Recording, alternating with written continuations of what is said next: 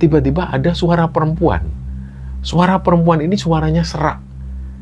Dia ini selalu ngikuti setiap apa yang dibacakan oleh Akbar. Pak Yon menggambarkan sosok ketiga ini sebagai sosok wanita parubaya. Dia cantik pakai kebaya hijau, dan dia pakai bros di dada, dan dia juga rambutnya disanggul.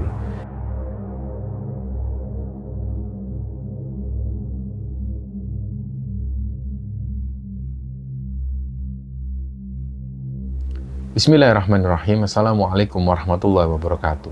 Sobat Kembara Sunyi dimanapun teman-teman berada.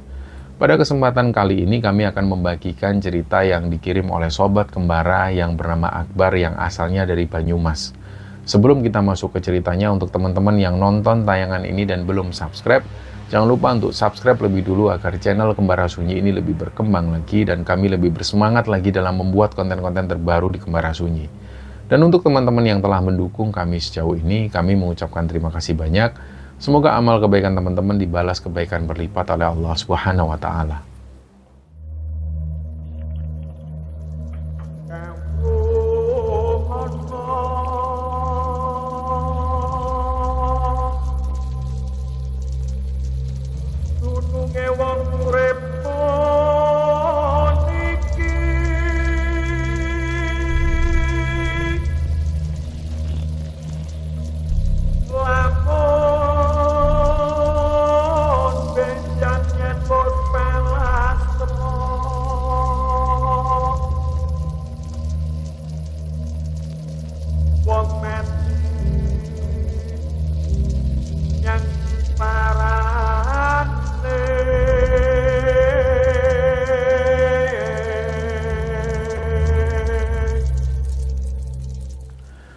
Sebelum kita masuk ke ceritanya teman-teman, ini ada pengantar sedikit dari Mas Akbar. Mas Akbar ini adalah pengirim cerita yang ceritanya akan kami ceritakan kali ini. Dan namanya juga sudah kami samarkan jadi Akbar. Jadi Mas Akbar ini kira-kira sudah 6 bulanan nonton channel Kembara Sunyi. Dan mulai sejak saat itu beliau ini jadi sering nonton Kembara Sunyi. Dan dari cerita-cerita yang diceritakan di Kembara Sunyi inilah Mas Akbar itu jadi semacam kayak ke-trigger. Jadi beliau itu akhirnya ingin membagikan juga pengalamannya. Nah, di sini kami mengucapkan terima kasih sebelumnya kepada Mas Akbar yang telah dengan rela hati membagikan pengalaman hidupnya pada kita semua. Kami berdoa untuk kesuksesan Mas Akbar baik di dunia maupun di akhirat. Amin. Jadi teman-teman sekalian, Akbar ini adalah laki-laki yang sampai cerita ini kami ceritakan, dia masih single. Nah, usia Akbar ini sekarang 39 tahun. Akbar ini seorang anak tunggal yang lahir dan tumbuh besar di Kabupaten Banyumas. Di masa-masa itu dari sejak kecil, Akbar ini tinggal dan dirawat oleh neneknya dari pihak ibu. Dia lahir dan juga tumbuh dewasa di Kabupaten Banyumas itu. Jadi dari tahun kelahiran Akbar di tahun 1985 itu sampai dia SMA, dia tinggal di Banyumas bersama neneknya. Sedangkan ibunya Akbar ini adalah seorang single parent. Di masa-masa itu ibunya bekerja di salah satu butik pakaian muslim wanita di Jakarta. Itu beliau lakoni sampai akhirnya beliau ini pensiun dan memilih menetap kembali di Banyumas sejak tahun 2013. Nah, selepas masa sekolah, tepatnya setelah lulus SMA tahun 2002, Akbar mulai merantau ke Tangerang Selatan dan juga di beberapa kota lain. Dia lakukan itu untuk bekerja. Jadi waktu itu Akbar terpaksa meninggalkan neneknya sendirian di Banyumas. Dan selama Akbar merantau dalam kurun waktu akhir tahun 2002 sampai awal tahun 2019 itu, Akbar ini jarang sekali pulang ke Banyumas. Seingat dia ya paling cuma sekitar 4 atau 5 kali dia pulang kampung, itu pun pas bertepatan dengan momen lebaran, dan lain-lainnya ya kalau pas ketika ada acara-acara keluarga. Nah, dia bersikap seperti ini karena memang dari kecil sampai remaja, Akbar itu hidup dengan perasaan dendam dan juga amarah dengan situasi yang dia hadapi. Akbar ini tumbuh dengan beban doktrin dari neneknya yang sangat mengganggu sekali dan bisa dikatakan cukup toksik di pikiran Akbar waktu itu. Jadi setiap saat neneknya itu terus mengingatkan Akbar supaya dia ini bisa jadi pemutus rantai kemiskinan di keluarga ibunya Akbar. Bahkan ambisi neneknya yang pingin jadi orang kaya itu masih berlangsung sampai detik ini. Yang meskipun di usia neneknya yang sekarang sudah bisa dikatakan senja, beliau itu masih terus bersikap seperti itu. Nah, disinilah jiwa remaja Akbar pas saat itu benar-benar muak. Dia benar-benar menjadi seorang pemberontak, pingin bebas dan gak mau terbebani dengan doktrin-doktrin yang semacam itu. Makanya dari situ Akbar lebih memilih hidup merantau yang bebas. Yang penting pada saat itu Akbar punya pikiran tiap bulan dia kirim uang untuk neneknya. Di situ Akbar merasa itu sudah cukup. Nah, hal ini berlangsung sampai kira-kira tanggal 10 April 2019. Mulai hari itu Akbar berhenti merantau dan kembali menetap di Banyumas sampai sekarang. Nah, sebagai gambaran juga, pada saat kecil sampai remaja, Akbar ini tumbuh dengan kondisi keluarga yang bisa dikatakan kurang ideal lah.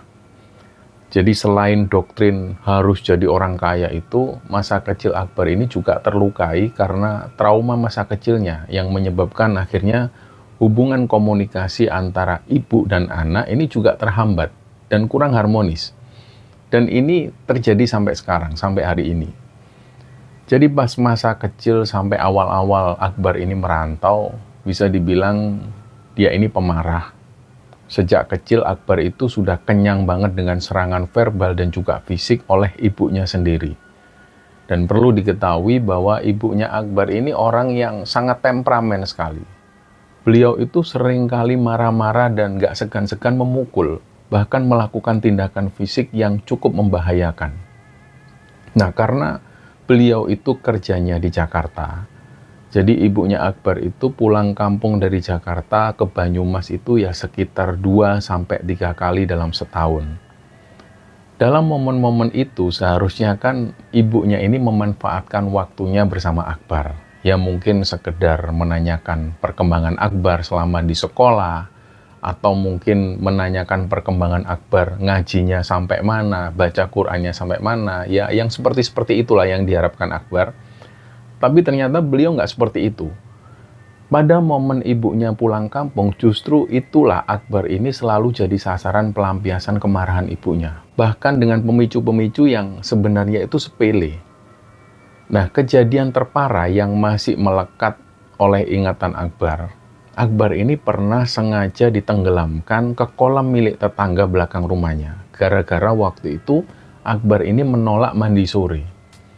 Jadi maksud ditenggelamkan ini adalah di mana Akbar itu diceburkan paksa di kolam itu dengan posisi kepala Akbar ini terus dibenam-benamkan ke dalam air. Dan ketika kepala Akbar ini muncul ke permukaan, kembali kepala Akbar itu ditekan dan dibenamkan lagi di air. Nah, kejadian ini untungnya waktu itu dipergoki oleh tetangganya. Namanya ini Pak Rohim. Pak Rohim itu yang punya kolam ini. Jadi pas ngelihat ini, Pak Rohim itu langsung cepet-cepetan bantu Akbar itu sampai keluar dari kolam. Akbar yang waktu itu shock dan menangis ketakutan, akhirnya diungsikan oleh istri tetangganya ini. Sementara yang Akbar ingat, Pak Rohim waktu itu terus memarahi ibunya atas tindakan yang dilakukannya itu. Nah, tentu Pak Rohim dan para tetangga ini menyesalkan. Tadi itu gimana kalau sampai nggak ada yang ngeliat? Sudah pasti nyawa Akbar ini nggak tertolong dan bisa jadi ini akan jadi urusan hukum. Jadi hari itu Akbar diungsikan di rumah tetangganya sampai keesokan harinya pas ibunya ini balik ke Jakarta. Nah, tentang bapaknya Akbar, Akbar juga sama sekali nggak pernah bertemu atau nggak pernah mengenal sosok bapaknya maupun keluarga bapaknya. Konon keluarga bapaknya itu asalnya dari daerah Sukabumi, Jawa Barat. Jadi di situ nggak ada sedikit pun memori tentang bapaknya atau keluarga dari bapaknya yang bisa diingat oleh Akbar. Waktu kecil dulu seingat Akbar pas kira-kira kelas 4 SD, neneknya itu pernah satu kali ngasih selembar foto ke Akbar. Terus sempat juga di situ foto ini disimpan oleh Akbar karena kata neneknya itu adalah foto bapaknya. Tapi belakangan ketika foto ini disimpan, tiba-tiba hilang nggak tahu kemana. Nah, neneknya pernah cerita kalau bapaknya Akbar ini sudah meninggal sejak Akbar masih usianya sekitar 3 tahunan. Tapi nggak tahu kenapa Akbar ini masih yakin kalau bapaknya itu masih hidup. Ya kemungkinan sudah punya keluarga baru lah. Nah, ada beberapa alasan kenapa pada saat itu Akbar meyakini hal tersebut. Pertama, setekun apapun Akbar ini berdoa, sekuat apapun Akbar meminta sama Allah supaya dipertemukan dengan almarhum bapaknya melalui mimpi, kenyataannya nggak pernah sekalipun Akbar ini memimpikan almarhum bapaknya. Dan yang kedua, setiap kali Akbar memohon baik-baik ngomong ke ibunya, baik ngomong secara langsung ataupun lewat perantara neneknya atau lewat perantara kembaran ibunya Akbar yang juga tinggal di Jakarta, Akbar minta supaya diantar berkunjung ke makam bapak atau ketemu keluarga bapak di Sukabumi, ini selalu dilarang oleh ibunya. Bahkan habis-habisan ibunya ini memarahi Akbar atau bahkan memarahi neneknya. Jadi hal ini berlangsung selama bertahun-tahun, di mana usaha Akbar untuk minta data alamat dan keluarga bapak lewat ibu itu selalu mentok, nggak pernah terkabul. Dokumen berupa surat nikah, surat kematian, foto-foto tentang bapaknya ini juga sama sekali nggak ada. Nah, jadi teman-teman di sini kami harus menceritakan juga latar belakang masa kecil Akbar ini, termasuk juga tentang Akbar yang nggak pernah kenal keluarga bapaknya. Karena nantinya dalam cerita ini ada hubungannya dengan pengalaman mistik Akbar di tahun 2011 dan tahun 2019. Nah, bicara pengalaman mistis, dari kecil sebetulnya Akbar ini bisa dikatakan tumpul. Artinya dia nggak peka-peka banget dengan hal-hal yang sifatnya penampakan atau hal-hal gaib atau hal-hal mistis. Tapi ada 2 pengalaman masa kecil yang lumayan ekstrim menurut Akbar dan sampai hari ini tuh sampai membekas. Nah, jujur masa kecil Akbar itu bisa dibilang penakut karena dia ini sering dihantui atau ditakuti dengan cerita-cerita pengalaman dari orang-orang sekitar yang kerap mereka itu bersinggungan dengan penampakan sosok-sosok menyeramkan di beberapa spot di wilayah tinggalnya Akbar. Nah, saat ini rumah nenek Akbar itu berada di sebuah RT terpadat di desa Akbar dan dihuni oleh 90 kakak. Kondisi ini sangat jauh berbeda dengan yang terjadi pada awal dan pertengahan tahun 90-an, di mana wilayah desa mereka itu masih jarang rumah penduduk waktu itu. Juga belum banyak yang memasang listrik. Nah, rumah neneknya Akbar ini pun pas saat itu masih berupa lantai tanah, atapnya itu juga seng, dan dindingnya itu masih anyaman-anyaman bambu. Sumur, kamar mandi, dan WC itu posisinya ada di belakang rumah, terpisah dengan bangunan induk. Nah, di masa-masa itu ada sensasi tersendiri, kalau terpaksa harus BAB atau kencing di tengah malam. Jadi, orang-orang yang ada di sana itu terbiasa ketika BAB di malam hari itu harus membawa lampu teplok, dan di situ disajikan pemandangan kolam ikan dan juga rimbunnya pepohonan salak dari kebun tetangganya. Nah, kalau sekarang kondisinya sudah jauh berbeda memang. Dan di belakang rumah itu sekarang sudah berdiri 2 rumah lagi dan dibuat akses jalan baru dari rabat beton. Nah, untuk penerangan di masa-masa itu di dalam rumah, waktu itu mereka masih pakai lampu templok yang dicantolkan di tiang utama rumah. Yang mana lampu ini mereka pakai kemanapun, seperti contohnya mau ke WC atau ke kamar mandi itu selalu ambil lampu teplok dari ruang utama itu, ataupun ketika mereka pindah-pindah ke meja atau lantai kalau pas mau dibuat belajar atau mengerjakan PR di malam hari, ini selalu memakai lampu teplok itu. Nah, yang terjadi adalah ketika dia setelah belajar itu selalu tersisa semacam noda hitam yang membentuk kumis tipis di bawah lubang hidungnya. Jadi di masa-masa itu, punya alat elektronik kayak TV, tape recorder, atau bahkan sepeda motor, ini sudah bisa dikatakan termasuk orang kaya, sudah dianggap kaya waktu itu. Karena hitungannya barang-barang semacam ini itu sudah barang-barang mewah.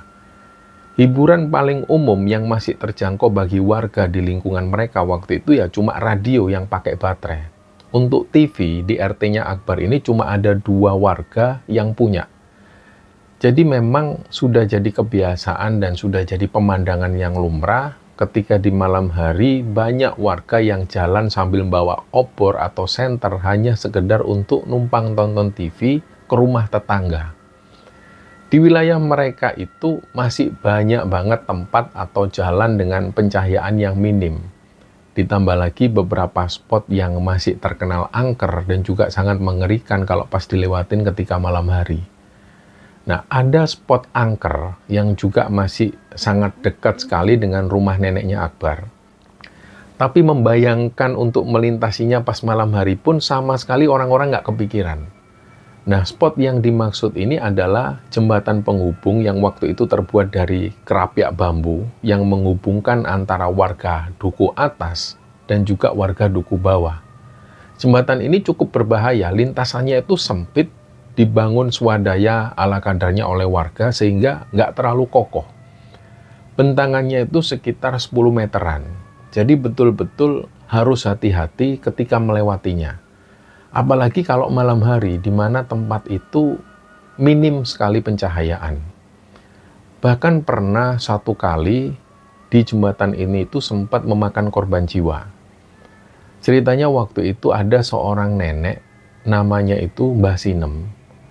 Beliau waktu itu lagi nyebrang sekitar subuh, kondisinya masih gelap, terus tiba-tiba beliau itu jatuh ke sungai yang ada di bawahnya dan langsung meninggal di tempat, karena kepala beliau itu sempat menghantam bebatuan. Nah, meskipun sudah pernah ada kejadian yang semacam ini, tetap belum juga warga ini ngasih pencahayaan di tempat itu. Jadi ini untuk gambaran, wilayah RT di Desa Akbar itu terbagi menjadi dua. Ada rumah warga yang berada di atas tebing, itu namanya duku atas, dan di bawah itu ada lembah. Nah, ini dinamakan duku bawah. Kedua desa ini dipisahkan oleh tebing dengan variasi ketinggian 5-10 meter melengkung memutari lembah. Terus di situ juga ada sungai yang cukup besar yang mengelilinginya. Nah, untuk akses penghubung antara duku atas dan duku bawah, pas Akbar masih kecil itu cuma ada jembatan kerapiak ini satu-satunya. Nah, kalau sekarang sudah dibuat 2 jembatan permanen dan dua-duanya itu bentuknya sudah lebar. Dan jembatan inilah yang menghubungkan jalan desa yang beraspal dan sudah lebih landai jalannya. Kalau dulu menurut Akbar ini masih curam dan tangganya itu dari tanah yang dipadatkan. Nah, Sabtu malam di sekitar bulan Agustus tahun 1993, pada waktu itu Akbar usianya masih 8 tahun, dia kelas 4 SD. Selepas Isya, Akbar ini masih nongkrong bersama teman-teman yang lain di pos kamling. Di situ ada acara TV favorit bagi warga di malam minggu. Tentunya acara ini adalah acara Aneka Ria Safari. Mungkin ada teman-teman yang sudah pernah mengalami masa-masa ini. Acara ini ditayangkan di TVRI selepas Dunia Dalam Berita. Jadi waktu itu sekitar jam 8 malam, mereka mulai beranjak dari pos kamling, searah dengan jalan pulang menuju ke rumah. Akbar dan teman-teman sebayanya itu ada yang salah satunya namanya ini Karman. Karman ini tetangga depan rumah Akbar persis. Mereka berdua itu waktu itu mampir lebih dulu ke rumah Pak Darwis ceritanya. Nah, mereka di situ niatnya mau sekalian nonton di rumah Pak Darwis ini.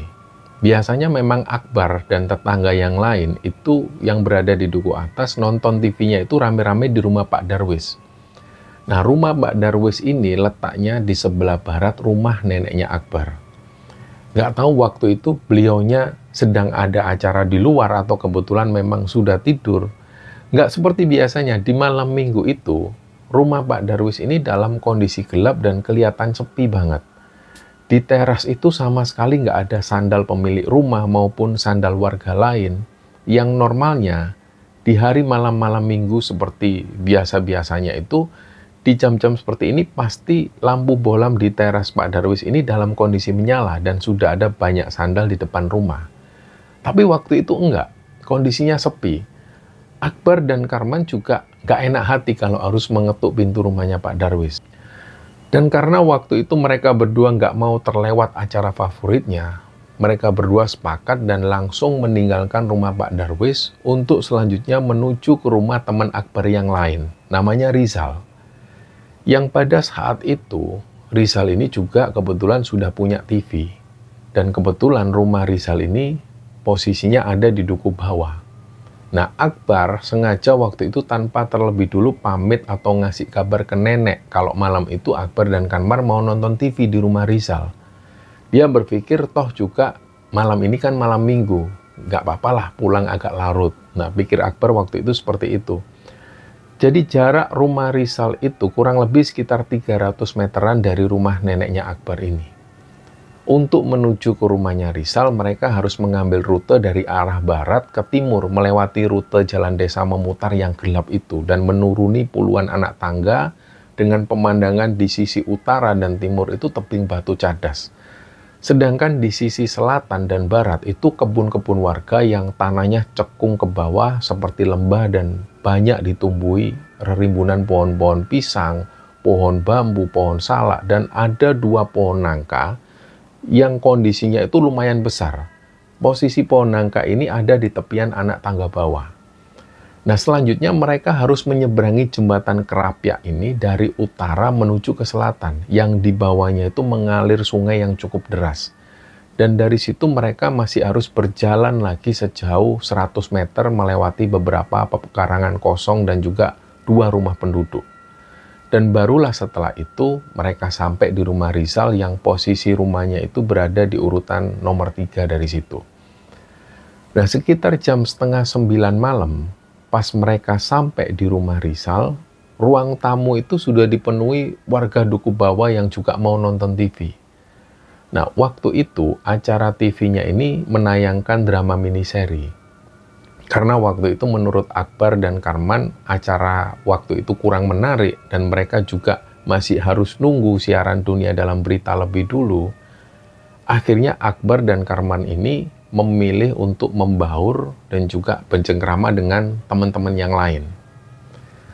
Di situ teman-teman yang lain ini posisinya lagi mainan kartu. Kalau teman-teman ingat di zaman-zaman itu ada kartu wayangan, mereka lagi main itu di sisi ruangan lain. Dan dari situ mereka main sampai waktu pun berlalu, singkatnya sekitar jam setengah 10 malam acara Aneka Ria Safari ini dimulai.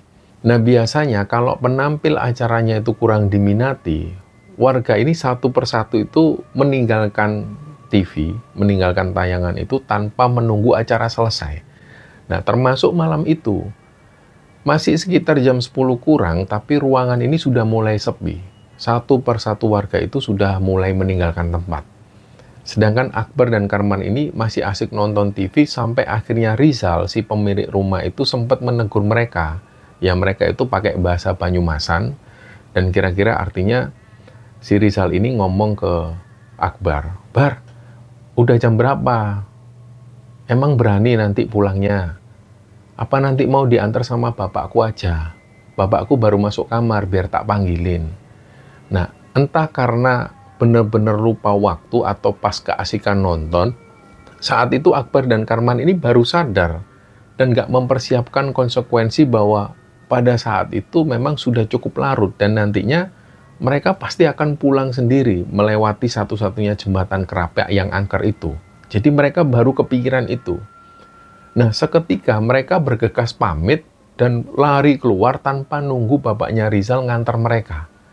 Nah, mereka berdua ini sebetulnya cukup penakut. Jadi saat itu mereka cuma bermodal nekat. Dan gak berapa lama mereka jalan itu mereka tiba di tepi jembatan. Pikiran-pikiran buruk tentang sosok-sosok dan juga kejadian-kejadian horor yang pernah mereka dengar dan juga dialami oleh banyak warga di tempat itu, ini mulai menghantui pikiran Akbar. Nah, sialnya waktu itu mereka tiba-tiba keinget dengan sosok Mbah Sinem. Memang warga di sana itu sering cerita, setelah meninggalnya Mbah Sinem itu sering menampakkan wujudnya. Tiba-tiba Akbar dan Karman kepikiran hal itu. Terus Karman dari situ mulai nyebrang dulu. Mereka melintasi jembatan Kerapia ini pelan-pelan. Sekitar separuh jalan dengan kondisi sekitaran yang gelap itu, Karman ini tetap ngasih komando dan berkali-kali mengingatkan Akbar supaya Akbar ini tetap jalannya itu pelan-pelan. Terus tiba-tiba Karman ini nyeletuk. ini bau busuk banget, bau dari mana ya? Karman ini waktu itu mencium seperti bau bangkai busuk yang benar-benar menyengat. Akbar sendiri waktu itu nggak mencium bau apapun selain aroma udara malam yang lembab. Nah, Akbar menganggap Karman ini mungkin cuma lagi bercanda. Si Akbar di situ sudah mulai jengkel. Jangan nakut-nakutin man, nggak lucu man. Karena Akbar mikirnya ini sudah di tempat yang kayak gini, angker kayak gini, kok Karman masih bisa-bisanya bercanda. Nah, begitu sampai di ujung jembatan, Karman itu malah berhenti. Terus dia nyari bau busuk yang dicium, kayak dia nyium-nyium. Dia masih penasaran dari mana asal aroma busuk yang menurutnya itu sangat menyengat. Akbar waktu itu juga baru tiba di ujung jembatan dan memang masih dalam keadaan was-was. Dia cuma bisa memperhatikan ulah Karman yang seperti itu.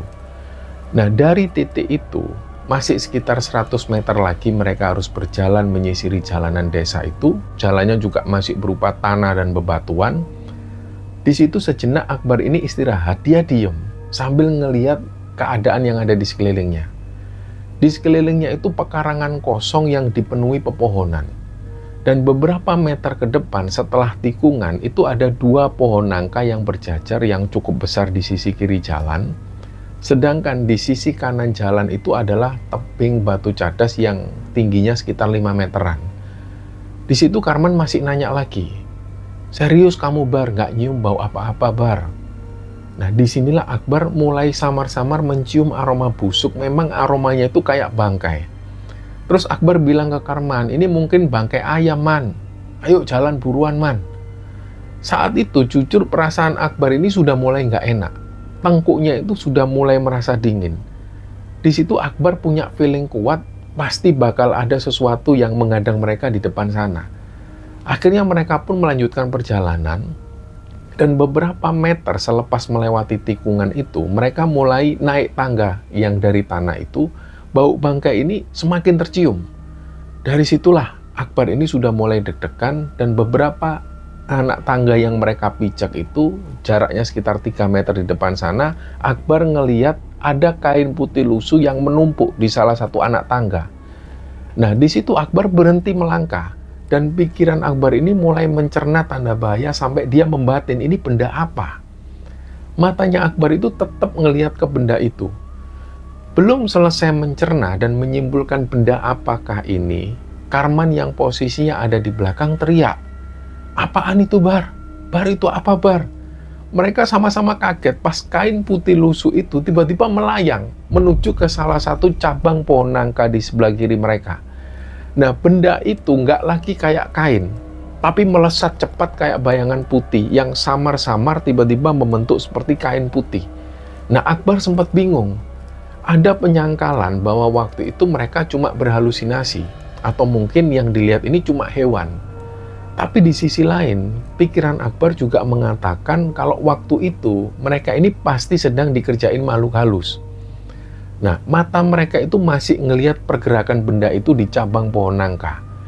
Benda ini geraknya itu pelan-pelan kayak berkibar-kibar. Nah, masih dalam kondisi shock dan juga mematung, Akbar dan Karman yang waktu itu sedang sama-sama sedang mencerna kejadian yang mereka alami itu, tiba-tiba benda putih ini meluncur turun kembali ke tempat semula, persis di hadapan mereka. Tapi kali ini dengan penampakan yang sangat jelas dan nyata. Ternyata yang dari tadi dilihat oleh mereka kain putih itu ternyata adalah sosok pocong. Tingginya itu nggak wajar. Tingginya ini sekitar 2 meteran, berdiri persis di depan mereka.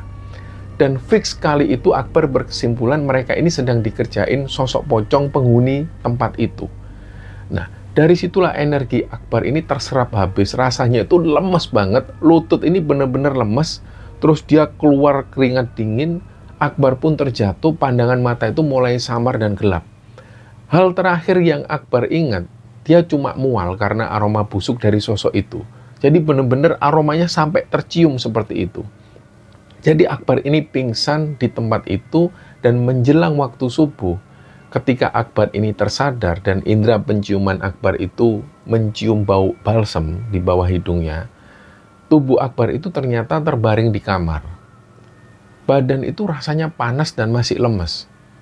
Nah, belakangan di situ neneknya Akbar ini cerita, kalau dari kejadian itu Akbar dan Karmar itu ternyata ditemukan dalam kondisi nggak sadarkan diri di lokasi itu. Mereka waktu itu ditemukan oleh seorang warga yang pas tengah malam beliau itu lagi jalan menuju ke sawah untuk ngecek saluran irigasi.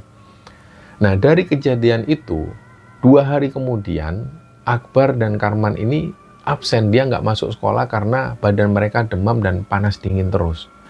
Nah, kejadian kedua dialami Akbar di sekitaran bulan Februari tahun 94. Ketika waktu itu Bule, adik dari ibunya Akbar yang janda, waktu itu menikah dengan seorang pemuda dari Gunung Kidul. Jadi, keluarga dari Gunung Kidul itu menuju ke Banyumas. Pernikahan ini diselenggarakan di sana. Kejadian ini terjadi tepat di hari pernikahan bulenya itu, yang berlangsung dan digelar di rumah neneknya Akbar. Waktu itu siang hari, sekitar jam 2 siang, selepas sesi foto keluarga, Akbar yang pada saat itu memang sangat introvert sekali, dia merasa cukup tersiksa dengan ramainya tamu yang datang dan banyaknya orang yang lagi bantu-bantu acara. Jadi akhirnya Akbar memilih menyingkir dari keramaian. Dia cari tempat sepi menuju ke samping salah satu ruangan yang biasanya dipakai untuk nyimpen sumbangan warga. Nah, dalam kondisi yang biasa, kamar itu biasanya dipakai untuk naruh pakaian yang belum disetrika. Nah, jadi memang ruangan ini memang biasa kosong dan lengang.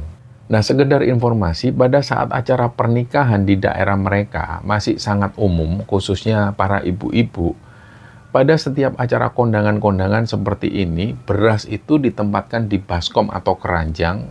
Selanjutnya, beras ini sebagai oleh-oleh balasan dari yang punya hajat. Nantinya, baskom dan keranjang itu akan diisi aneka makanan berupa nasi dan lauk pauknya, snack atau cemilan dan semacamnya untuk dikembalikan lagi kepada pemiliknya. Dan sebagai hidangan bagi tamu, terdapat beberapa toples makanan ringan yang disediakan atau disajikan di atas setiap meja. Sedangkan untuk menu utamanya, karena prasmanan waktu itu belum lazim, jadi saat itu masih diberlakukan hidangan nasi dan lauk pauknya seperti ayam goreng, telur rebus yang hanya separuh, orek tempe dan juga mie, yang waktu itu sudah tersaji rapi per porsi di masing-masing piring, tinggal diantarkan ke meja masing-masing tamu. Nah, dari luar kamar dengan pintu kamar dalam kondisi yang terbuka, Akbar itu sempat mengintip apapun yang ada di dalam kamar itu. Nah, kamar yang penuh dengan berkarung-karung beras dari hasil kondangan warga itu dilihat oleh Akbar ada di bagian sisi yang lain. Nah, di bagian lain terdapat stok makanan matang yang siap dimasukkan ke dalam baskom dan setelahnya disusun kembali di tempat yang mudah dijangkau. Nah, di kamar yang cukup luas itu ada 3 orang perempuan yang dilihat oleh Akbar. Di situ ada 2 orang ibu-ibu tetangga yang Akbar kenal baik ibu-ibu ini. Beliau berdua itu sedang melakukan tugasnya masing-masing. Sedangkan ada 1 perempuan. Nah, perempuan ini perempuannya parubaya. Dia pakai kebaya warna hijau, kain jarik warna coklat keemas-emasan. Akbar itu nggak kenal dengan perempuan ini. Akbar masih ingat betul kebaya yang dipakai itu kebayanya warna hijau botol. Di situ ada bros dan brosnya itu berbentuk bunga terjepit di bagian dada. Rambut perempuan itu tersanggul rapi dan bahkan terbilang sangat cantik lah untuk dandanan seorang tamu undangan. Nah, sosok perempuan ini duduk bersimpu. Dia itu langsung menatap dan tersenyum ke arah Akbar. Terus di situ perempuan ini melambaikan tangannya, kayak minta Akbar untuk menghampirinya. Nah, waktu itu Akbar sama sekali nggak menaruh curiga kepada perempuan ini. Melihat penampilannya, Akbar itu berpikir bahwa perempuan ini adalah dukun manten. Awalnya dikira seperti itu, atau mungkin dia ini adalah penata rias pengantin yang biasanya juga sekaligus mengawal rangkaian prosesi adat pernikahan. Nah, mungkin dia ini sedang numpang istirahat. Pikirannya Akbar seperti itu. Jadi cuma sekilas Akbar berpikir kok dukun mantennya duduk di sini, bukan di kamar depan. Nah, di situ Akbar sama sekali nggak merasakan hal yang janggal. Akbar pun melangkah masuk ke kamar mendekati perempuan itu karena Akbar sudah dipanggil. Nah, nggak tahu kenapa justru di situ Akbar ada perasaan nyaman dan kayak ada perasaan yang melindungi Akbar. Jadi pas Akbar ngelihat perempuan itu, terlihat wajahnya itu teduh banget. Akbar menghampiri perempuan ini, terus si perempuan itu minta supaya Akbar itu duduk di pangkuannya. Akbar pun nurut. Waktu itu nggak ada percakapan antara Akbar dengan perempuan itu. Yang Akbar ingat, pada saat itu suasananya itu tiba-tiba berubah jadi hening dan tiba-tiba lengang. Pengeras suara yang tadinya didengar Akbar memutar kaset gending-gending Jawa itu lama-lama nggak terdengar lagi. Suasana kamar yang semula terang itu tiba-tiba jadi gelap. Jadi suasananya itu tiba-tiba kayak jadi seperti menjelang maghrib. Akbar waktu itu nggak lagi memikirkan dua wanita lain, ibu-ibu yang tadi dilihat oleh Akbar yang sama-sama di ruangan itu. Akbar juga nggak lagi memikirkan acara di luar. Jadi benar-benar Akbar itu nyaman di pangkuan perempuan ini. Yang Akbar lakukan, dia cuma pengen lama-lama di pangkuan wanita itu.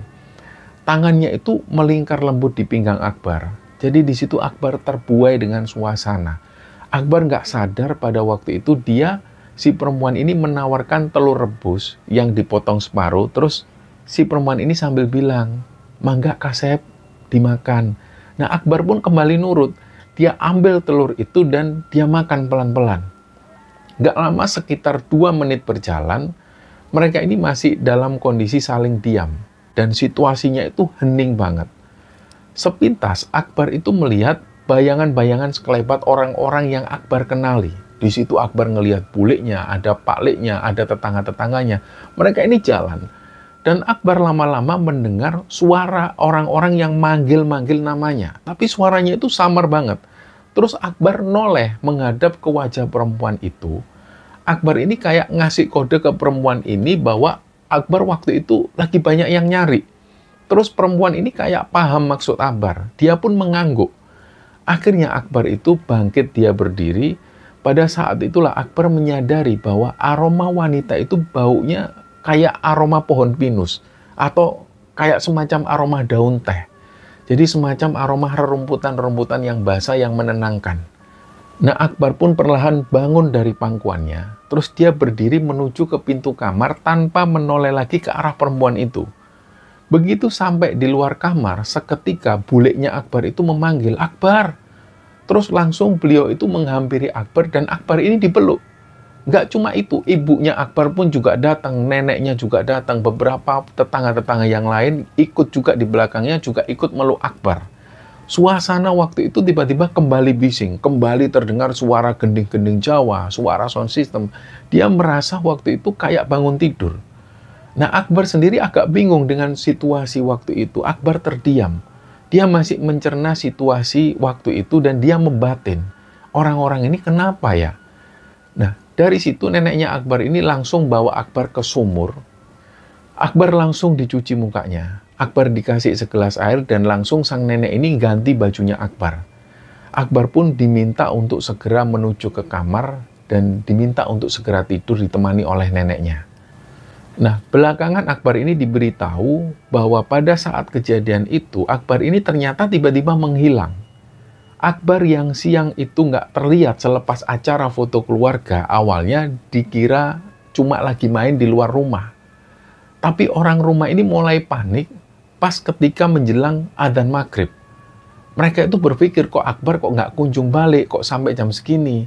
Nggak tahu dari mana mulainya, keluarga berpikir bahwa Akbar ini disembunyikan oleh keluarga bangsa jin.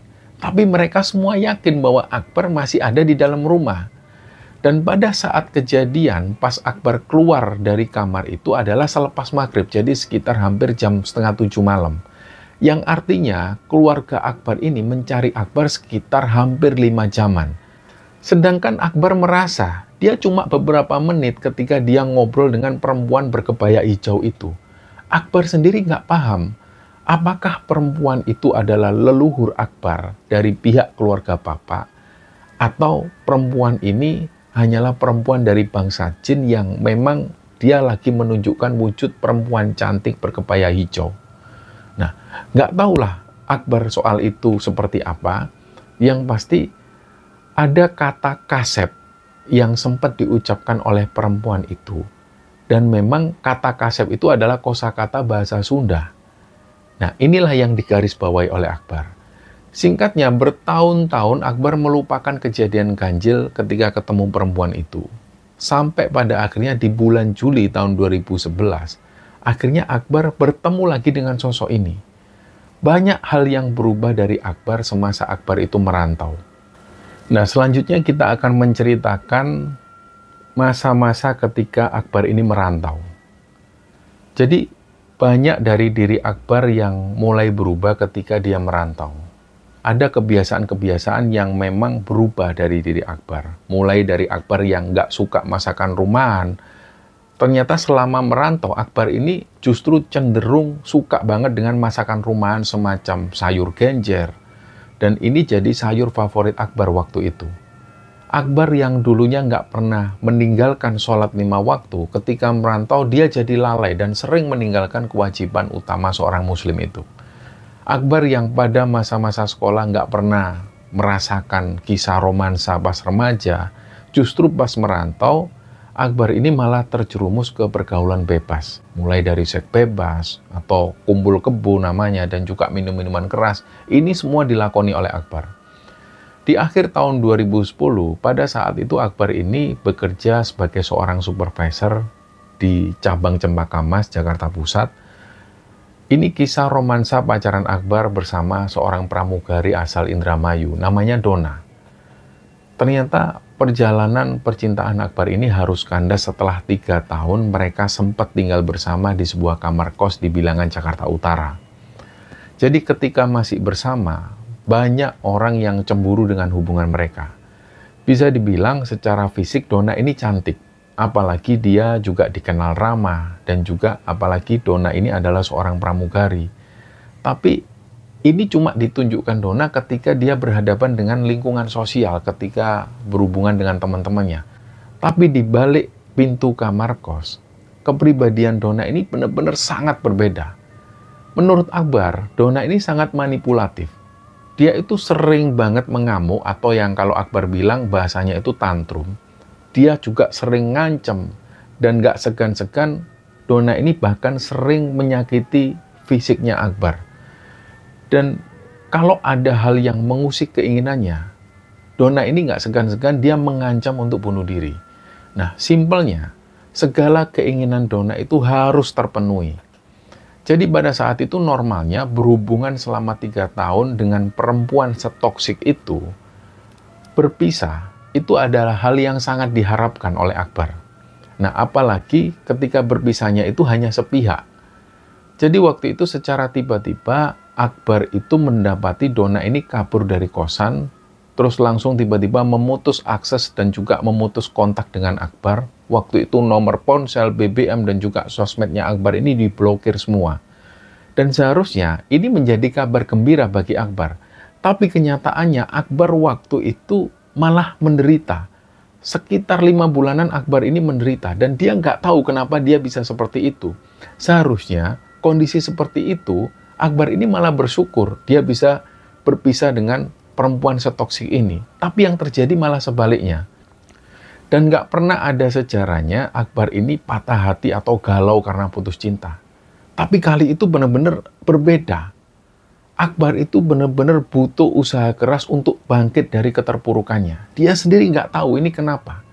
Yang ada di pikiran Akbar, awalnya ini cuma ego Akbar yang tersentil karena Akbar diputusin sepihak. Nah, lama-lama Akbar ini juga berpikir, memang Akbar ini ada di fase yang dia belum move on. Tapi kenyataannya fisik dan kesehatan mental Akbar itu sudah mulai terganggu. Nah, sebulan berlalu, di awal tahun 2011, Akbar yang waktu itu masih patah hati, dia memilih untuk melampiaskan ke hal-hal yang sifatnya itu ibadah. Tapi ini dilakukan oleh Akbar secara ekstrim. Misalnya sholat 5 waktu yang nggak pernah dilakukan Akbar sebelumnya, waktu itu dijalani Akbar dengan nggak pernah sekalipun meninggalkan sholat. Jadi dia selalu sholat 5 waktu berjamaah di masjid. Ditambah lagi dengan sholat sunnah qobliyah, ba'diyah, sholat duha, sholat tahajud. Dia juga baca Quran dan mendengar ceramah di masjid-masjid. Ini semua dilakoni Akbar dengan disiplin diri yang sangat keras sekali. Tapi tujuannya itu nggak murni untuk ikhlas beribadah. Jadi waktu itu memang masih dibumbui dengan tujuan supaya dia sibuk dan supaya nggak sempat memikirkan mantannya si Donna. Nah, Akbar itu cenderung berubah menjadi orang yang gampang mengeluh waktu itu. Nggak cuma sampai di situ, dia juga sering merepotkan teman-temannya supaya teman-temannya itu mau mendengar curhatan Akbar. Nah, dari beberapa temannya itu, dia sempat mendapat masukan dari salah satu temannya bahwa Akbar ini lagi dikerjain, artinya ada yang mengguna-guna. Nah, seenggaknya ada 3 orang yang pernah bilang bahwa Akbar ini sudah terkena semacam pengasihan atau pelet dari mantannya itu. Akbar sendiri memilih nggak percaya hal-hal semacam itu pada saat itu. Bahkan ketika ada beberapa teman yang menyarankan ibadah berupa zikir dan wirid ayat-ayat tertentu sampai puluhan atau bahkan ribuan kali, Akbar tanpa mencari literasinya lebih dulu dan cari sumber yang sahih, dia langsung mempraktekkan. Nah, makin hari yang Akbar alami, ini justru makin tambah parah. Fisik dan juga mentalnya Akbar ini mulai terganggu. Di bagian ulu hati itu sering kayak terasa dipelintir. Tiap hari pada jam-jam tertentu, yaitu setelah asar sampai menjelang maghrib, Akbar yang waktu itu beraktivitas biasa-biasa saja, itu tiba-tiba berhenti dan tiba-tiba bengong. Terus langsung membayangkan wajah mantannya itu. Jadi benar-benar wajah mantannya itu muncul di depan wajahnya Akbar. Hal ini sampai kemudian dinotis oleh beberapa bawahan Akbar. Mereka ini ternyata sering ngelihat Akbar, pas tiba-tiba Akbar itu yang beraktivitas seperti biasa, terus tiba-tiba bengong. Mereka akhirnya sering banget menepuk pundak Akbar ketika Akbar mengalami kondisi yang seperti ini.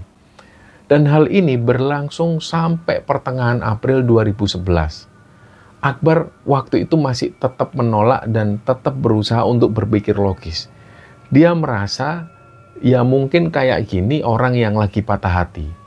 Nah, pada kurun waktu inilah Akbar mendapat promosi di kantor sebagai manajer di kantor cabang Karawang. Setelah ngurus perpindahan kos dan persiapan segala sesuatunya, tibalah waktu itu hari pertama Akbar berkantor di cabang Karawang ini. Keanehan pertama yang Akbar rasakan adalah ketika waktu itu dia pertama kali masuk kantor, ada security yang sedang bertugas saat itu, namanya kita sebut Pak Yon. Pak Yon waktu itu ngelihat Akbar ini dengan pandangan yang aneh. Jadi Akbar itu mendapat sambutan yang nggak lazim dari Pak Yon. Jadi Pak Yon waktu itu tiba-tiba kayak menangkupkan kedua tangannya di dada dengan pandangan mata yang menunduk dan badan yang terus membungkuk. Seperti kayak ketakutan ketika Akbar ini datang. Nah, tapi waktu itu Akbar memilih untuk abai dan dia berlalu. Dia abaikanlah hal ini dan langsung Akbar menemui manajer yang akan Akbar gantikan waktu itu.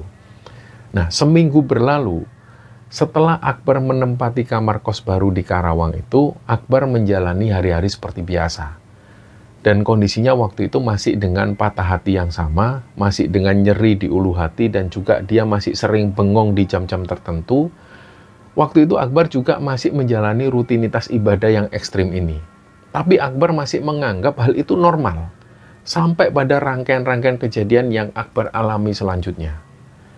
Nah, seminggu di kamar kos, awalnya semua berjalan baik-baik saja. Sampai pada akhirnya, gangguan-gangguan di luar nalar ini mulai muncul. Di malam-malam selanjutnya, gangguan itu datang silih berganti.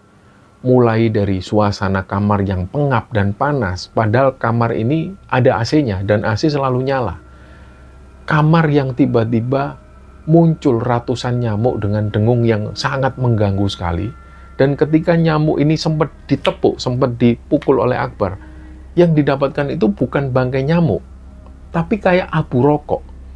Nah, kamarnya Akbar itu juga mendadak sering muncul suara tokek, tapi tokek ini sama sekali nggak terlihat wujud hewannya. Yang asal suara tokek ini berpindah-pindah dari langit-langit kamar, terus tiba-tiba pindah ke dinding sebelah, dan kadang-kadang juga Akbar ini sering mendengar ada suara perempuan yang ketawa cekikian. Suara ketawa perempuan cekikian ini muncul sekitar jam 2 malam menjelang waktu sholat tahajud. Dan paling ekstrim, pernah sekali waktu selepas sholat tahajud, Akbar waktu itu pas lagi baca Quran, tiba-tiba ada suara perempuan. Suara perempuan ini suaranya serak. Dia ini selalu ngikuti setiap apa yang dibacakan oleh Akbar. Bukan dengan bacaan yang fasih atau bagus, tapi kayaknya suara perempuan ini kayak bacanya itu kayak main-main. Tapi jujur, gangguan-gangguan pada saat itu nggak membuat Akbar takut sama sekali. Gangguan-gangguan semacam ini berlanjut sampai di sekitaran pertengahan Mei 2011. Suatu sore selepas asar di hari Sabtu, dia ini baru ngantar baju kotor di tempat laundry. Lokasi laundry itu persis di seberang kantornya Akbar. Waktu itu Akbar ngeliat kantor ini sudah dalam keadaan terkunci, semua karyawannya sudah pulang.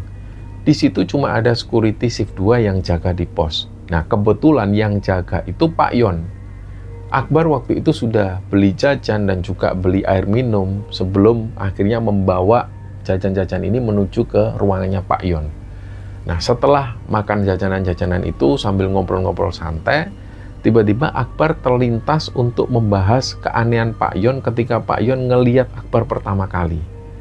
Terus pada saat Akbar tanya ke Pak Yon tentang hal ini, wajah Pak Yon itu langsung berubah, jadi beliau itu kayak agak sungkan. Terus Pak Yon pun tetap dia cerita pelan-pelan.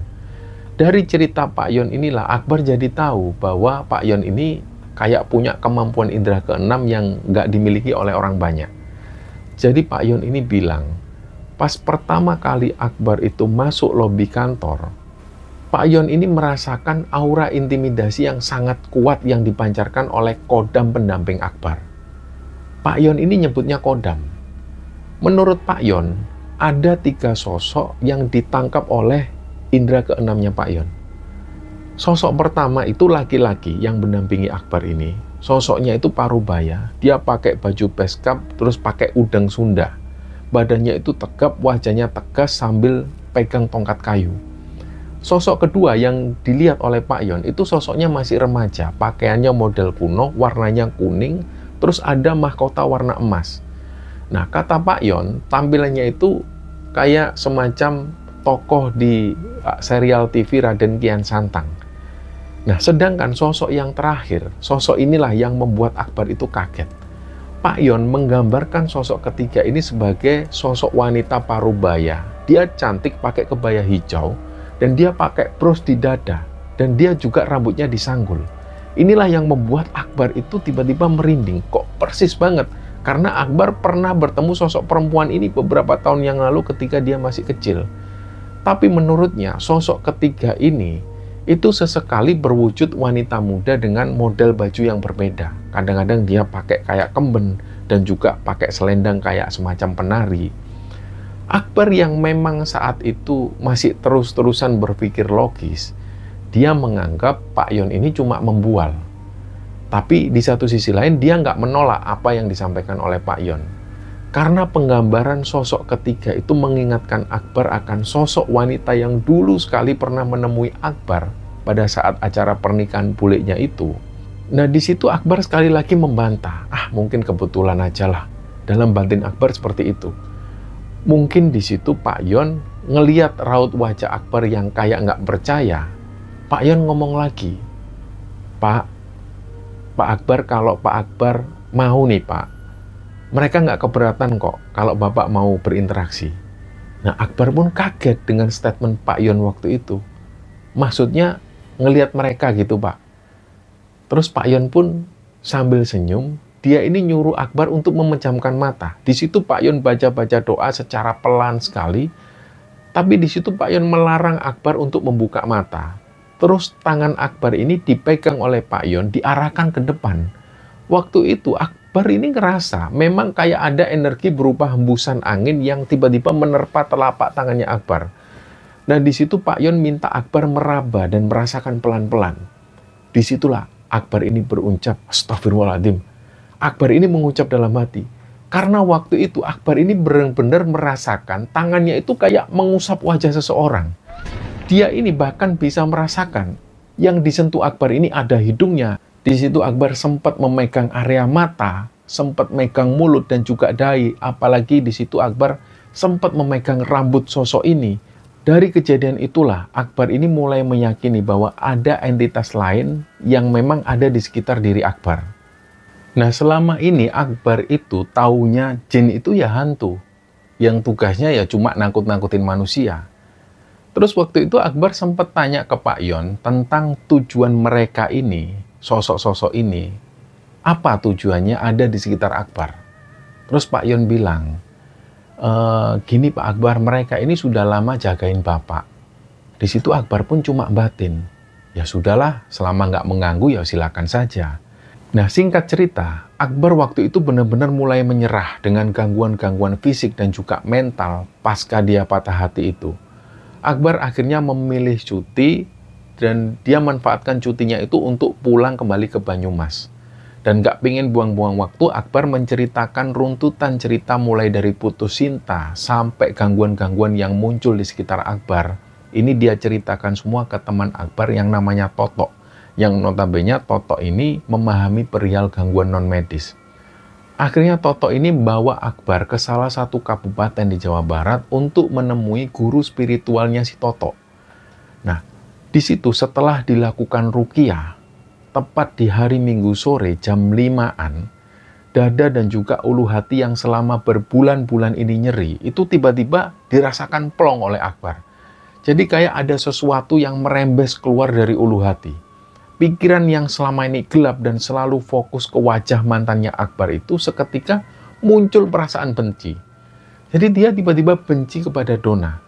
Dan pada saat-saat itu juga setelah berbulan-bulan lamanya, karena selama ini nomor dan juga aksesnya diblokir oleh mantannya itu, untuk pertama kalinya mantannya Akbar ini menghubungi Akbar melalui panggilan telepon. Tapi saat itu sang ustadz ini ngelarang Akbar untuk ngangkat telepon dari mantannya itu. Jadi kali itu gantian Akbar yang mulai memblokir semua akses dan kontak dari sang mantan. Nah, di bulan Agustus tahun 2018, Akbar memilih keluar dari pekerjaan tetapnya itu. Dan berbulan-bulan Akbar memilih untuk menggeluti profesi sebagai seorang live streamer. Sampai pada akhir Februari tahun 2019, karena bosan dengan rutinitasnya Akbar, dia pun memilih untuk solo traveling ke kota-kota yang pernah Akbar singgahi. Salah satunya adalah Makassar. Selama kurun waktu 2013 sampai 2015, ketika Akbar ini pernah megang cabang Makassar, keseharian Akbar waktu itu di sana lebih banyak dihabiskan untuk bekerja. Jadi Akbar berpikir kali itu mumpung liburan, dia harus bisa menikmati waktu yang betul-betul me time, yang dulu nggak pernah Akbar lakukan sama sekali. Jadi setibanya di Makassar, Akbar memesan penginapan di tengah kota supaya kemana-mana itu gampang. Singkatnya, selama 5 hari di sana, Akbar itu habiskan liburan untuk pergi ke Pulau Kodingari Keke, berkunjung ke Toraja, dan ke ramang-ramang di daerah Maros, dan juga hunting kuliner dan juga berburu oleh-oleh di hari-hari terakhir. Nah, di situ masih ada sisa-sisa hari terakhir sebelum Akbar balik lagi ke Tangerang Selatan keesokan paginya. Nggak tahu kenapa, Akbar tiba-tiba pengen banget nostalgia. Dia pengen makan ke tempat yang dulu sering banget Akbar kunjungi.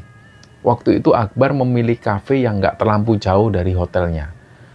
Nah, mungkin karena dunia itu semakin sempitnya, sehingga pas Akbar melakukan pemesanan di kasir, Akbar ini tiba-tiba ketemu mantannya. Nah, di situ Akbar langsung tiba-tiba menyapa, "Donna ya?" Waktu itu Donna ini duduk sendirian di situ. Donna ini senyumnya ragu-ragu ke arah Akbar. Kayak dia itu berusaha meyakinkan juga apakah Akbar ini benar-benar Akbar, mantannya Donna itu. Terus dari situ Donna bilang, "Loh, kok bisa di sini, A?" Nah, pertemuan inilah yang beberapa bulan akhirnya Akbar menyesali pertemuan ini. Di situ mereka terlibat obrolan, saling tukar kabar. Terus Donna juga cerita kalau 2 tahun ini dia pindah maskapai dari maskapai warna merah ke maskapai warna biru dengan home base-nya itu di Makassar. Di situ Donna ini tinggal di sebuah rumah sewa bersama teman-teman sesama profesi pramugari, nggak jauh dari kafe itu. Nah, banyak banget waktu itu yang diceritakan oleh Donna, sampai akhirnya Donna ini menawari Akbar untuk singgah. Dia bilang, ini teman-teman lagi ngeron di Manokwari, rumah lagi kosong. Nah, Akbar waktu itu nggak nolak. Setelah disuguhi kopi dan obrolan basa-basi, sekali lagi lambat laun obrolan pun mengarah ke hal-hal yang sangat sentimental sekali, sangat sensitif. Mereka pun kebawa suasana dan endingnya ya bisa ditebak, mereka kembali lagi melakukan hubungan perzinahan. Nah, setelah melakukan itu, Donna ini sempat menawari Akbar untuk nginep. Tapi Akbar waktu itu harus buru-buru pergi. Dia beralasan ada oleh-oleh yang belum kebeli, mengingat perjalanan juga besok itu sangat pagi-pagi sekali. Nah, di situ mereka nggak sempat tukaran nomor. Lebih tepatnya memang Akbar nggak pengen ngasih nomor barunya ke Donna. Nah, selepas pertemuan itu, sama sekali Akbar ini nggak pernah bertemu lagi dengan Donna. Dini hari di hari Minggu awal Maret tahun 2019, Akbar tiba-tiba merasakan lagi ulu hatinya itu melilit, kayak benar-benar diremas-remas. Awalnya Akbar berpikir ini cuma masuk angin biasa. Nah, dari situ Akbar memilih untuk menuju ke wastafel. Dia ambil obat-obatan di kotak P3K, tapi begitu sampai di wastafel, rasanya itu perut semakin mual. Seketika itu juga Akbar ini muntah-muntah. Dia mengeluarkan cairan kuning bening yang aromanya itu benar-benar menyengat. Akbar ini nggak bisa menggambarkan aroma yang dia rasakan waktu itu. Yang jelas aroma ini baunya itu seperti bensin dan seperti aroma pestisida. Nah, merasa waktu itu badannya ini semakin lemas, dia dengan jalan tertati-tati langsung menuju ke puskesmas 24 jam. Yang jaraknya itu sekitar 30 meteran dari rumah kos. Setelah di situ mendapatkan perawatan, dia diinfus dan dia merasa tubuhnya sudah sedikit segar. Akbar menghubungi salah satu teman kosnya. Dia telepon, dia minta bantuan supaya teman kosnya itu membawakan dompet dan juga beberapa baju ganti. Dan dia juga minta tolong ke temannya untuk mengantarkan ke rumah sakit yang dirujuk oleh perawat puskesmas waktu itu. Nah, diagnosa dokter saat itu menyatakan bahwa Akbar ini menderita asam lambung. Dan setelah menjalani perawatan intensif selama 3 hari, Akbar pun sudah diperbolehkan untuk pulang. Jadi pada saat rawat inap ini, Akbar sebenarnya cuma mengabari salah satu sepupunya yang tinggalnya nggak jauh dari rumah kos Akbar. Sedangkan ibu di Banyumas dan juga keluarga yang lain memang sengaja nggak dikabari oleh Akbar karena dia nggak pengen membuat mereka khawatir. Nah, beberapa hari setelahnya, Akbar benar-benar memilih bed rest. Nah, selama recovery itu, beberapa malam berturut-turut, Akbar ini mimpi dia ditemui sosok-sosok yang pernah disampaikan oleh Pak Yon waktu itu. Ada sosok pria parubaya yang pakai beskap dan juga udeng Sunda, serta dia bawa tongkat kayu. Dalam mimpi itu, sosok ini selalu mengucapkan kata-kata yang sama berulang kali. Uih Jang, uih. Terus terang, pada saat itu Akbar ini menangkap ekspresi kemarahan dengan meminta Akbar untuk pulang. Nah, terus terang waktu itu Akbar ini bisa ngelihat sosok ini kayak marah ke Akbar, sambil minta supaya Akbar itu untuk segera pulang. Dalam batin Akbar, pulang kemana? Apa yang dimaksud pulang? Akbar masih bingung. Akbar sendiri waktu itu mengartikan pulang ini sebagai bentuk kematian. Jadi pada akhirnya Akbar pun mulai merasa cemas. Jadi dia nggak bisa tidur ketika malam hari. Pada akhirnya hal inilah yang membuat Akbar untuk memilih menghindari tidur di malam hari karena dia takut benar-benar dengan kematian yang menjemput dia. Tapi kondisi ini justru diperparah dengan halusinasi sosok ini yang selalu menampakkan diri ketika Akbar dalam kondisi sadar sekalipun. Akbar kenapa menyebut ini sebagai halusinasi? Karena sulit membedakan antara nyata dan tidak. Antara siang dan malam dia juga bingung. Karena hal yang Akbar rasakan waktu itu cuma bingung, benar-benar bingung. Nah, sebulan kemudian, tepatnya awal April tahun 2019, kembali pada hari Minggu dini hari, waktu itu Akbar masih terjaga ditemani saudara sepupu yang sedang nginep dan juga dia ini menjaga Akbar yang lagi sakit. Akbar itu tiba-tiba merasakan ulu hatinya itu kembali melilit. Pada saat itu rasanya itu benar-benar kayak terbakar dan dia makin panik. Semakin Akbar merasakan ulu hatinya itu kayak ditombak dan dada seperti diikat dengan tali yang benar-benar kuat sampai dia benar-benar sesak nafas. Dan dengan panik, Akbar langsung membangunkan sepupunya. Dia langsung segera menuju ke wastafel. Nah, seperti kejadian di bulan sebelumnya, Akbar itu kembali memuntahkan cairan kuning bening dan aromanya benar-benar menyengat. Sampai-sampai sepupu Akbar ini kayak merasa kecolongan karena dia berpikirnya Akbar ini mau coba bunuh diri dengan menenggak cairan pestisida. Karena baunya itu menyengat itu seperti bau aroma pestisida. Nah, singkatnya, Akbar kembali dirawat selama 5 hari di rumah sakit yang sama. Pada saat itu sudah akhirnya nggak bisa dirahasiakan lagi sakit Akbar ini dari keluarganya. Dan selama Akbar dirawat di rumah sakit itu, keluarga yang ada di Banyumas ini langsung menuju ke kosan Akbar yang posisinya ada di Tangerang Selatan. Mereka datang ke sana untuk mengambil barang-barang Akbar. Nah, pada tanggal 9 April 2019, selepas keluar dari rumah sakit, Ibu dan Pak Le itu akhirnya berinisiatif membereskan barang-barang Akbar di rumah kos dan akhirnya menyewa 1 unit truk untuk mengangkut semua barang-barang Akbar. Dari mulai sepeda motor, perabotan, sampai semuanya itu diangkut menuju ke Banyumas. Dengan kata lain, pada saat itu Akbar dipaksa pindah ke Banyumas. Nah, mengingat pada saat itu Akbar pun juga lagi nganggur kerja, jadi Akbar nggak memikirkan soal pekerjaan. Nah, ketika ada di Banyumas, kondisi Akbar itu justru memburuk. 3 bulan pertama, dia sudah 3 kali rawat inap. Dan masuk bulan keempat, setiap 2 hari sekali, kejadian ulu hati yang kayak ditusuk tombak itu, dia selalu merasa sesak nafas di dini hari itu, dia selalu merasakan ini. Jadi pada saat itu Akbar lebih memilih masuk ke IGD dan minta disuntik psikosomatis. Setelah kondisi membaik, barulah Akbar ini pulang. Pada saat itu Akbar sudah hampir putus asa dengan perawatan dan juga obat-obatan ketika dia di rumah sakit. Berbagai macam masukan dari saudara, tetangga, dan juga kenalan supaya Akbar berobat ke sana kemari. Dari mulai non-medis sampai medis, ini semua sudah dilakukan. Dan pada saat itu Akbar hanya mau menuruti rekomendasi pengobatan secara medis. Termasuk ketika salah satu teman Akbar waktu itu sempat merekomendasikan supaya Akbar ke psikolog. Waktu itu Akbar pun menjalani. Dan memang pada saat itu Akbar divonis mengalami anxiety disorder atau panic attack. Ini menurut Akbar lebih masuk akal. Akbar bisa menerima ini dan dia masih bisa berdamai dengan vonis itu dibandingkan dengan vonis non-medis seperti kena santet atau semacamnya. Karena Akbar ini selalu mencoba untuk berpikir secara logis. Tapi memang ada hal-hal yang ternyata di luar kontrol Akbar.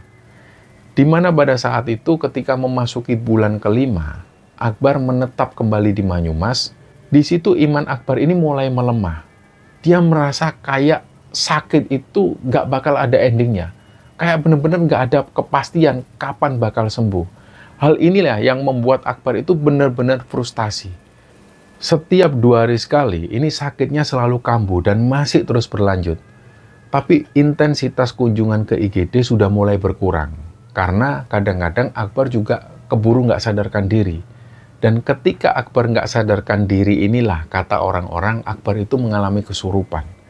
Dan saking nggak kuatnya menahan rasa sakit di ulu hati itu, ketika pas kambuh di dini hari, Akbar ini nggak inget sama sekali kejadian apa yang terjadi. Karena yang Akbar rasakan memang kayak tidur pulas. Tapi kejadian kambuh yang dialami Akbar di hari-hari tertentu itu masih Akbar ingat betul. Nah, memasuki bulan kelima, intensitas kambuhnya itu meningkat nggak hanya di dini hari, tapi mulai beralih ke hari Minggu pagi. Setiap hari Minggu, anehnya selama bulan kelima selepas subuh selalu kumat dan Akbar ini selalu kayak kerasukan.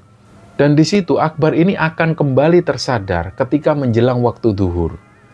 Yang Akbar alami ketika kesurupan itu ada kalanya Akbar ini merasakan pandangannya itu gelap, kehilangan kesadaran sepenuhnya. Nah, ada kalanya otak Akbar ini masih aktif. Dia sadar akan situasi itu, tapi cuma dia bisa ngelihat situasi sekitar tanpa bisa mengendalikan tubuhnya. Dan karena sudah sering mengalami kesurupan ini, ibunya Akbar pun mulai berinisiatif untuk menghubungi orang pintar di desanya. Tapi ya seperti itu, sangat disayangkan sekali justru orang yang dihadirkan oleh ibunya ini bukan dari kalangan ulama atau ustadz, melainkan seorang dukun. Waktu itu ada 2 orang dukun yang sering dipanggil ke rumahnya Akbar. Yang pertama kita sebut namanya Ibu Muna. Dia adalah seorang dukun, dan yang satunya lagi juga seorang dukun namanya Pak Pohat. Dari yang diingat oleh Akbar, setiap kali pengobatan dilakukan oleh Pak Pohat, sosok yang ada dan menguasai Akbar ini itu selalu marah ketika dipaksa keluar oleh Pak Pohat. Ada semacam komunikasi antara Akbar dan sosok-sosok ini, tapi di sini Akbar tetap menyangkal apakah ini benar atau Akbar itu halu. Ada komunikasi oleh Akbar dengan sosok-sosok ini. Cuma kayak sosok ini itu sempat bilang ke Akbar, saya di sini ini mau bantu kamu, bukan mau mencelakai kamu. Inilah yang ditangkap oleh Akbar, dan Akbar sempat berkomunikasi dengan sosok ini. Tapi ketika Bu Muna yang menangani Akbar, itu sosok-sosok yang ada dalam diri Akbar itu selalu nurut. Nah, belakangan Akbar dapat cerita dari tetangga-tetangganya yang waktu itu selalu menyaksikan setiap kali Akbar kerasukan. Katanya memang Pak Pohat itu ketika mengobati Akbar itu caranya kasar.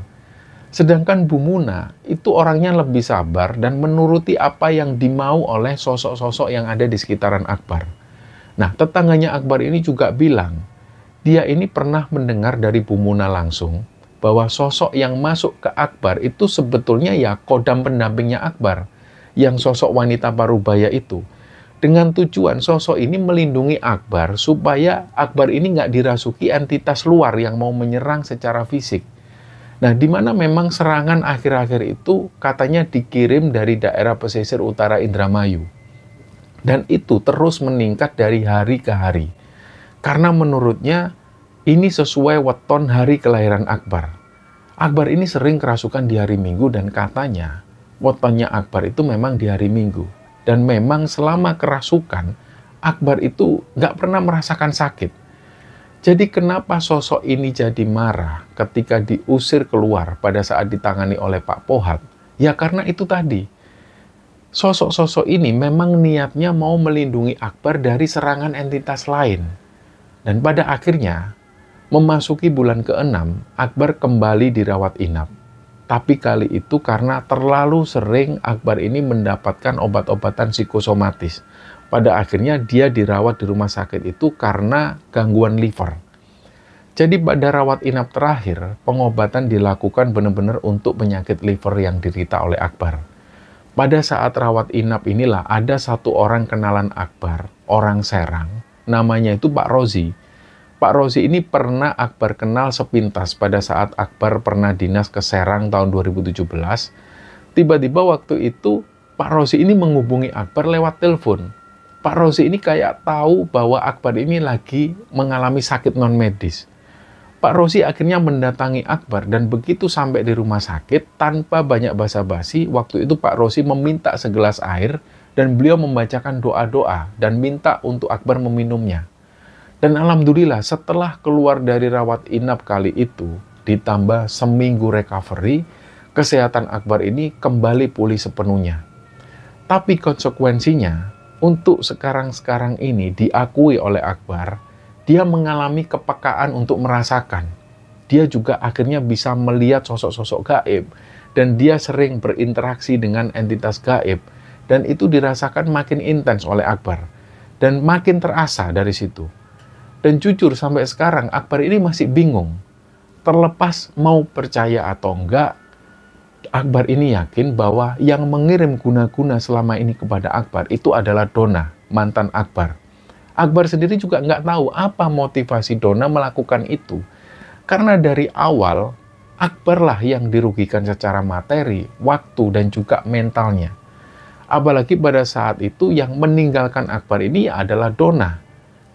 Nah, bagaimanapun juga kondisi Akbar sekarang ini sudah jauh membaik. Dari semua pengalaman yang dia alami, dijadikan pelajaran yang benar-benar berharga dalam hidup Akbar. Dan semoga teman-teman semua yang nonton tayangan ini bisa mengambil hikmah dan bisa mengambil pelajaran dari kisah Akbar. Mohon maaf jika ada salah-salah kata. Wassalamualaikum warahmatullahi wabarakatuh.